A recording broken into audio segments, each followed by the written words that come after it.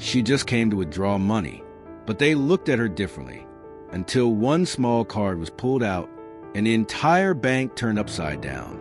Under the soft glow of the late afternoon sun in Atlanta, Georgia, Vanessa Brooks gently pushed open the glass doors of the Riverside branch, one of the very first branches of Brooks Capital Bank, the institution she had built from scratch nearly 2 decades ago.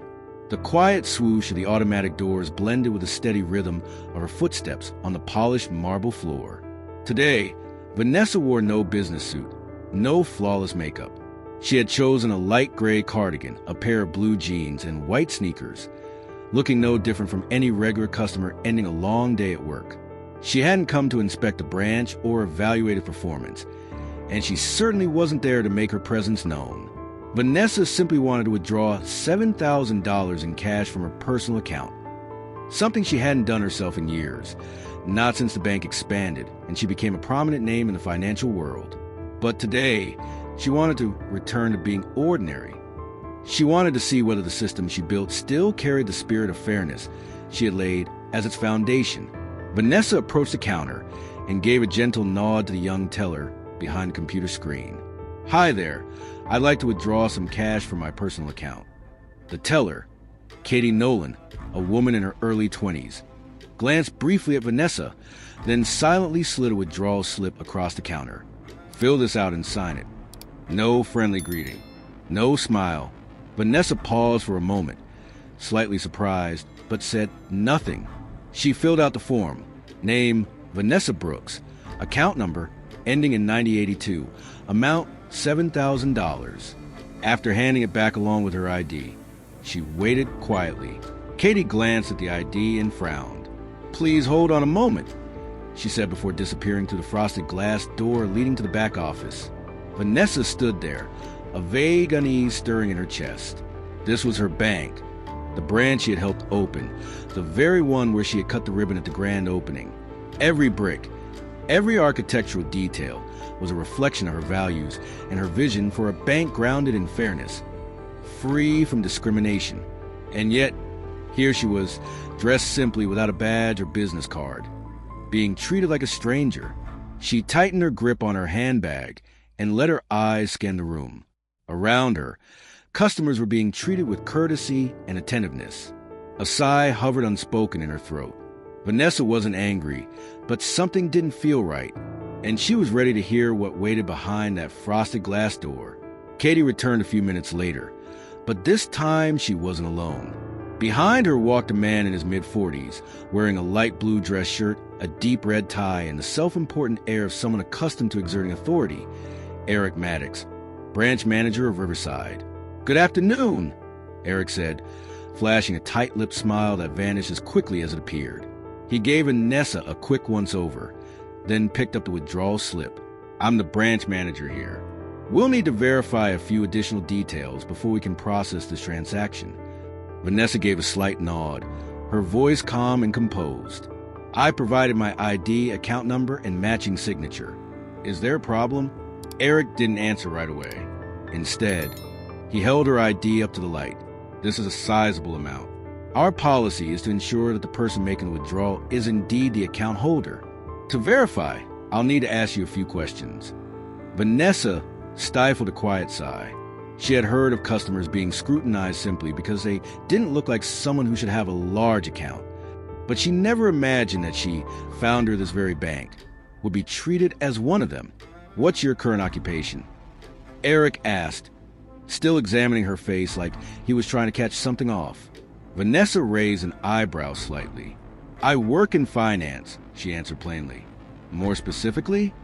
Eric pressed, his tone laced with suspicion.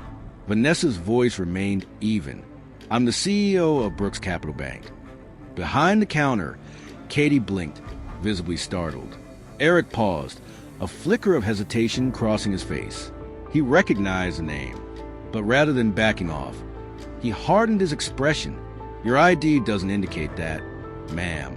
I'll need you to verify your most recent transaction, perhaps the last deposit amount." His tone was stiff, clinging to protocol as a shield for the unease that had briefly surfaced. Vanessa gave a dry smile. "I don't recall the exact numbers, but your internal system should have that information." with the account number I provided. You can easily look it up. We're required to follow strict security protocols, Eric replied, his voice turning mechanical. If you can't confirm the details, I'm afraid we'll have to delay this transaction until verification is complete. A chill crept down Vanessa's spine. This was no longer about policy. It was about prejudice.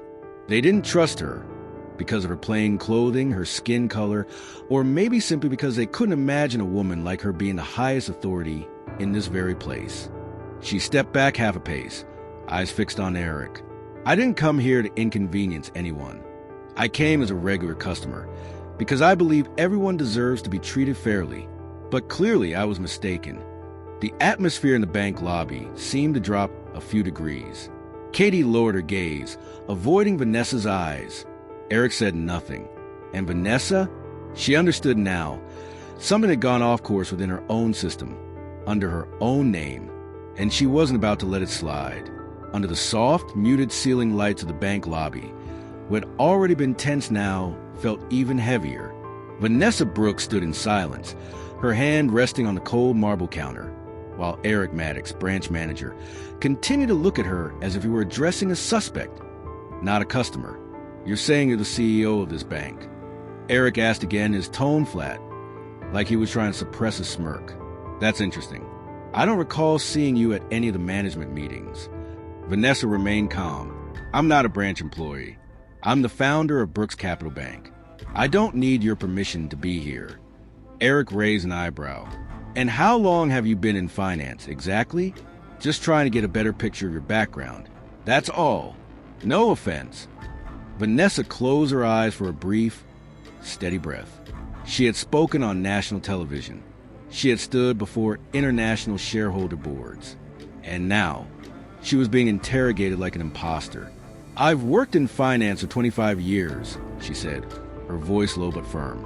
And if you need proof, just check the company's founding documents. My name is at the top. Eric glanced over at Katie, the teller, then turned back to Vanessa. We're just following proper protocol. I'm sure you understand. There have been a lot of fraud cases lately, especially involving accounts accessed by people who don't exactly look professional. The words hit like a silent punch. Vanessa locked eyes with him. My appearance is not a criterion for account verification. Wearing a cardigan and sneakers doesn't mean I don't belong here. Eric shrugged, a gesture that landed somewhere between justification and defiance. If you can't provide details about your most recent transaction, I'm afraid we'll have to hold the funds for further review. We can't process withdrawals when there's doubt about account ownership. Vanessa let out a quiet, dry laugh. The patience had left her eyes. Let me be clear. You're speaking to the person who signed off on the budget to build this branch, who approved the very position you're standing in. Could just be a namesake, Eric muttered, though not confidently enough to meet her gaze. A few nearby customers began to pay attention. An older woman squinted, glancing between Vanessa and Eric. A man in a gray suit nodded slowly, as if he just realized who was standing in front of him. The atmosphere in the bank began to shift, not just one of quiet disregard anymore, but the start of a foolish act being unmasked. Vanessa placed both hands on the marble counter, her eyes never leaving Eric. I'm giving you one more chance to stop before you turn this entire branch into the first cautionary tale in my upcoming reform. Eric opened his mouth to say something, but this time, no words came out. Under the pale white ceiling lights, the atmosphere inside Brooks Capital Bank's Riverside branch seemed frozen in place as Vanessa Brooks stood unwavering at the counter, her eyes locked onto Eric Maddox, the branch manager who was quickly losing control of the situation. Eric glanced toward a hidden corner beneath the counter, where a small red button was discreetly tucked away. He pressed it. Less than a minute later, Troy Jensen, the security officer, entered the lobby. Tall and broad-shouldered, clad in a dark uniform with an earpiece clipped into his ear, he immediately drew the attention of everyone inside the bank. Something about his presence set off an instinctive sense among the crowd. Something wasn't right. Is there an issue, Mr. Maddox? Troy asked, his eyes shifting from Eric to Vanessa, assessing. Eric tried to maintain his composure, but his voice betrayed a slight tremor. This customer, is being uncooperative during the verification process. I need your assistance to ensure there are no disruptions or threats to security." Vanessa raised an eyebrow, her voice still calm, but now laced with steel. "I'm being uncooperative? You're the one denying a legitimate transaction, inventing non-existent policies, and now you're trying to intimidate me with security." Troy hesitated. "Ma'am, my role is to ensure everything proceeds smoothly."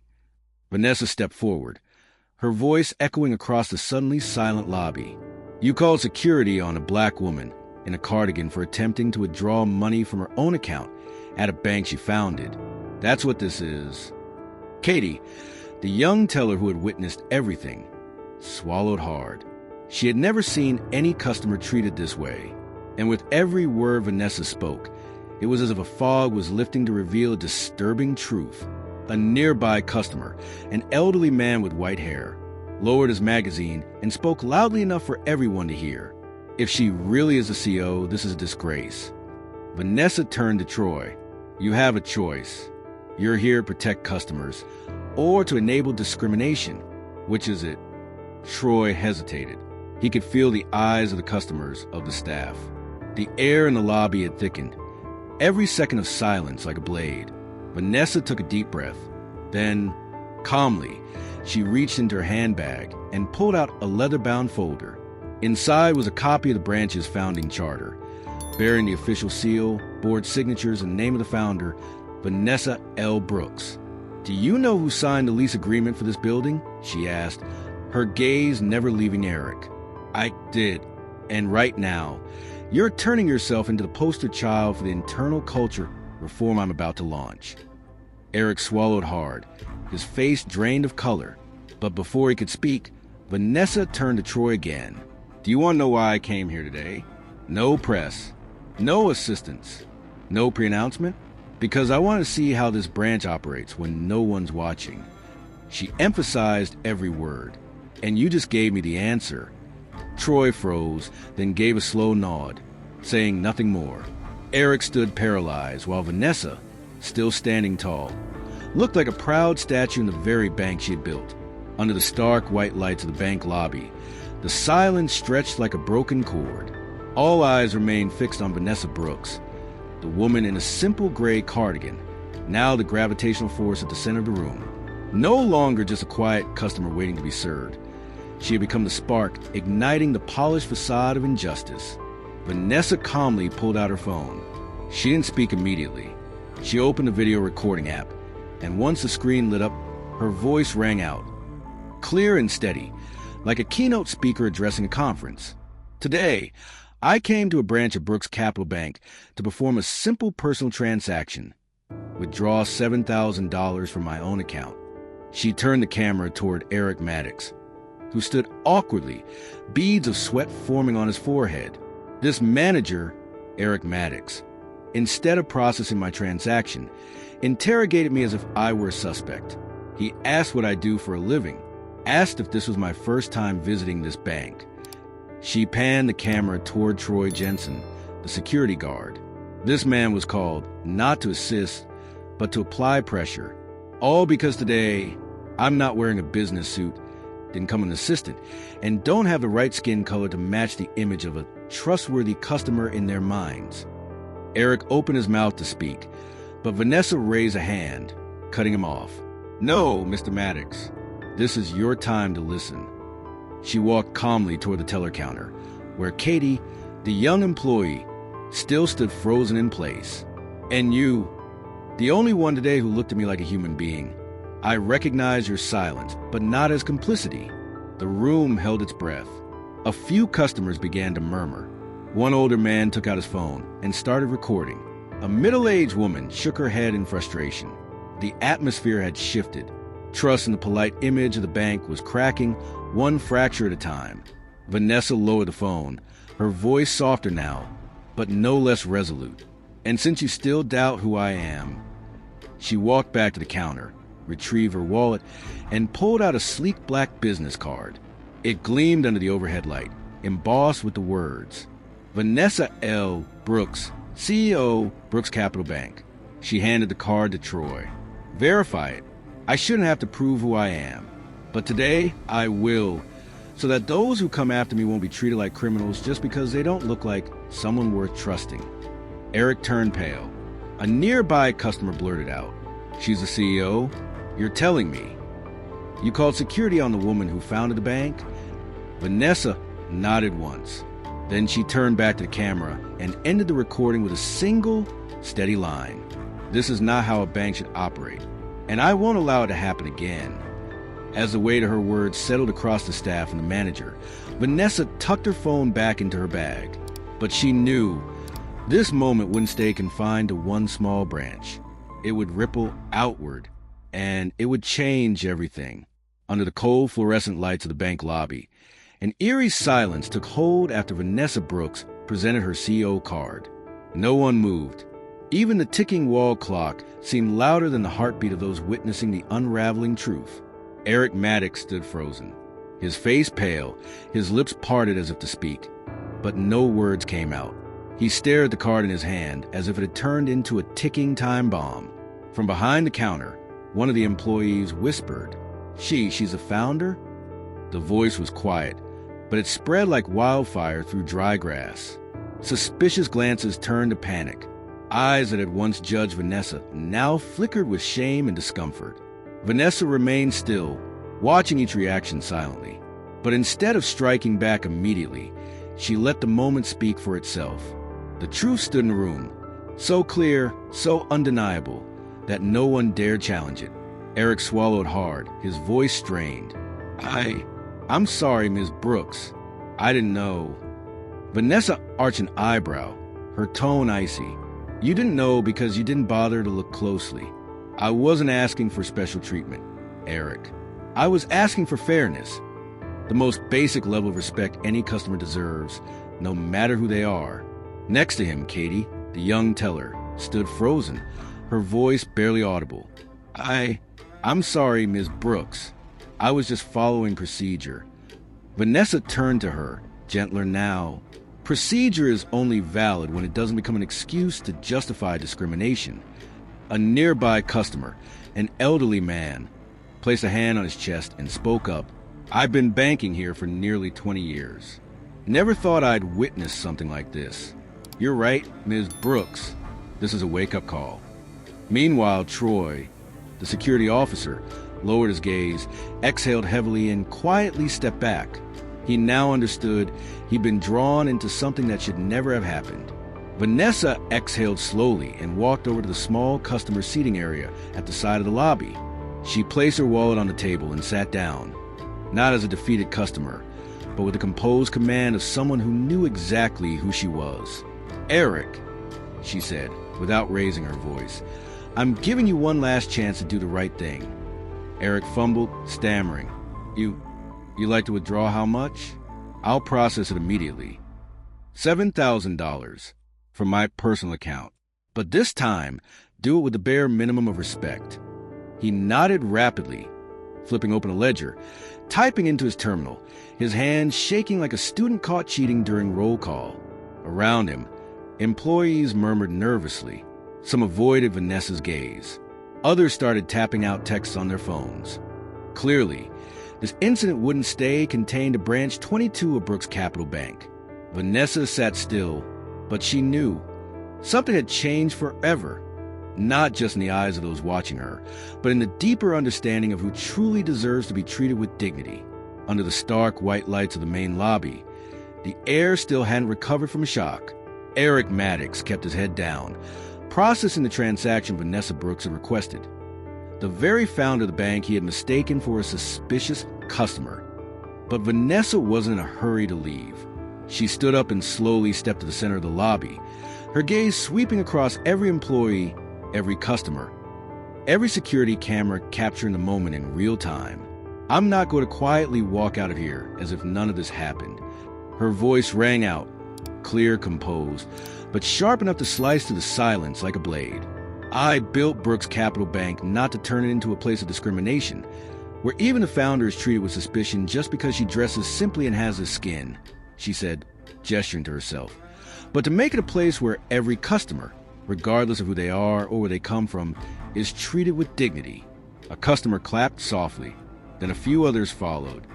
Beneath the soft morning light filtering through the high glass windows of Brooks Capital Bank headquarters in downtown Atlanta, a tense energy filled the conference room on the 12th floor. Vanessa Brooks, today in a charcoal gray suit, face bare of makeup but eyes ablaze with purpose, stood at the head of the table, her hand resting firmly on a thick stack of internal reports. The emergency meeting had been called less than 12 hours after the incident at the Riverside branch. No one dared to show up late. Behind her, projected in bold white letters on a navy blue background, were 3 words: transparency, accountability, rebuild. "I won't waste time with niceties," Vanessa began, her voice low but commanding. "I personally witnessed a customer, myself, be dismissed and treated like a stranger inside a branch I founded. None of you wanted that to happen, but it did." The room fell completely silent. No tapping keyboards, no wandering eyes. Everyone was locked in. Eric Maddox was terminated this morning. The decision was signed at 7:02 a.m. Vanessa continued, her eyes sweeping across the row of stiff branch directors. And that's just the beginning. She flipped the cover of the report and held it up. This is the full documentation of the incident. Internal camera footage, audio recordings, security reports, and most importantly, what I recorded on my personal phone. We cannot speak of human values while our own teams, whether unconsciously or worse, deliberately, erect invisible barriers to shut out those who don't match some unspoken ideal. A senior director seated to her left hesitantly spoke up. "Vanessa, don't you think this was just an isolated mistake? A case of an overly strict reaction from a single employee?" Vanessa turned to him. Her expression wasn't angry, but her eyes were scalpel sharp, slicing clean to the comfort of denial. If it was an isolated mistake, then why did the system allow it to happen? Why was a branch manager able to summon security to stand behind a customer without being questioned? And why did a teller feel it was acceptable not to greet a black woman dressed simply? She paused, looking directly into reality. We can't train employees just to count money. We have to train people to see others as fellow human beings. Right there in the meeting, Vanessa issued 3 immediate directives. 1. Establish an internal fair oversight system, allowing customers to report incidents directly to the Ethics Council, with the option to remain anonymous. 2. Launch the Recognize program, a mandatory training course on unconscious bias, customer interaction skills, and social history. 3. Propose a transparent reward system, prioritizing employees rated highly by customers for attitude and respect, not just sales performance. We're going to rewrite the way a bank treats its customers, she concluded, not just in procedures, but in every glance, every word, and every unconscious reaction. And the next time someone like me walks in without makeup, without a security escort, without a business card, they must be welcomed like anyone worthy of respect. The entire room rose in applause, not because she was the CEO, but because everyone knew that morning they had witnessed a beginning, a rebuilding, launched from the very heart of Brooks Capital Bank.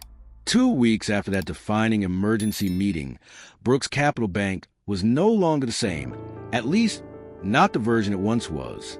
From the announcement boards in every branch lobby to the bank's online customer service platforms, everything had been transformed to align with what Vanessa Brooks called the new standard for modern banking, not just to serve, but to serve fairly.